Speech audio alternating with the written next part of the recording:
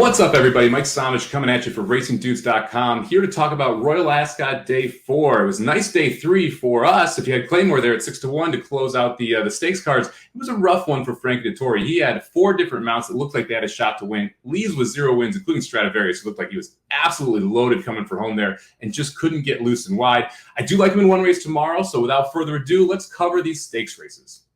All right, we're going to kick this off with the Group 3 Albany Stakes, and it starts with the 13 horse here, Meditate, 9 to 5 in the morning line. Has been absolutely awesome in 2 starts, winning clear in both of them. Horse goes out for the Aidan O'Brien barn. Ryan Moore up. No Nay Never, one of my favorite turf sprinting sires here. So this filly looks like she is ready to roll. 9 to 5 is a little short for me, though, here. We have a massive field, so I'm going to try and see if we can find a couple prices in this spot. I mentioned Frankie Dettori on the jump. I like him here on the 7-horse Fully Wet out of the John Gosden barn. This horse ran really well first time out, and if we can get a jump in that time form number second start, I think this horse has a shot to win, sitting on the board at 10-1.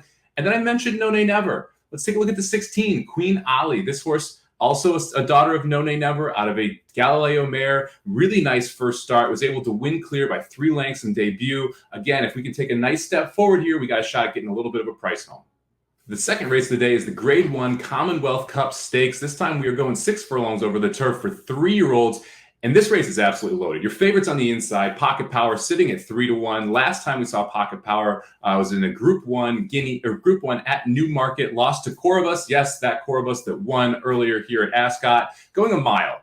A little long for this horse. I think the 6 furlong cutback makes a ton of sense for Perfect Power. A couple other competitors in here all come out of the Kazoo Sandy Lane Stakes here. We had El Caballo, Flaming Rib, Wings of War, and Go Bears Go, who all came out of that race. I kind of like Go Bears Go, the 7 horse at 7-1, the most, who actually finished 4th out of those 4 in that race. Was the favorite in the Kazoo Sandy Lane and stumbled badly at the start. I'm hoping that we can get a little bit of reversal of form with the 7 Go Bears Go with just a little bit of better early effort. And hopefully with it being a little closer, Go Bears Go can get us home at a little bit of a price, looking for 7-1 there. A couple other horses I want to mention here in the Commonwealth. First off, Twilight Jet came over and ran the Breeders' Cup Juvenile Turf Sprint last year. Ended up running 10th in that race, was bet down, had a little bit of a tough trip. I think that Twilight Jet makes a ton of sense here. Love that first off the layoff. Came back and looked absolutely huge. The horse should have early speed and be nicely positioned. So Twilight Jet, the 14, I think is a little interested, 7-1. And then let's throw the bomb out there. I mentioned No Nay Never last race. No Nay Never is the sire of the 2-horse Catamosto. You're getting 50-1 with Aidan O'Brien and Ryan Moore. This one I want to make sure I use on my underneath here. So Catamosto is the long shot I like in here at 50-1. I think Goes Bear Go at 7-1 is interesting. And I think Twilight Jet at 7-1 is interesting as well. All right, now let's jump on to the 4th race on the card, our 3rd group stakes here. And this is the Group 1 Coronation for fillies going a mile. 3-year-old fillies going a mile. You got to start with Inspiral here. This horse was awesome as a 2-year-old. 4 for 4, never beaten, improved every single start. Just got better and better. Won a Group 2, won a Group 1, sitting on the board at 9-5 for John Gosden and Frankie Dettori. Makes a ton of sense in this spot. I'm going to try and see if we can find a couple prices here. And if you're going to, I think the race you have to look at is the 1,000 Guinea Stakes. Last time out at Newmarket, you had Cachette, you had Prosperous Voyage, and you had Tenebrism all come out of that same race.